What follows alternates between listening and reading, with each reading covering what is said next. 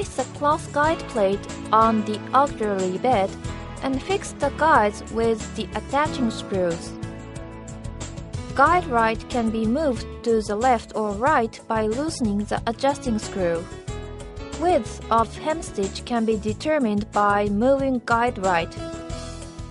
This dimension can be moved in the range of the width of 15 to 25 millimeters.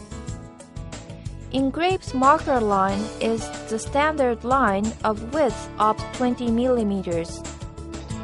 Fold the cloth in the width which is approximate to the one you desire to sew.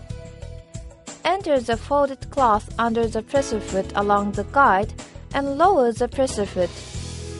At this time, be sure to enter the cloth under the presser foot until it will go beyond the rear of the presser foot. Make sure that the cloth guide plate is securely entered in the cloth.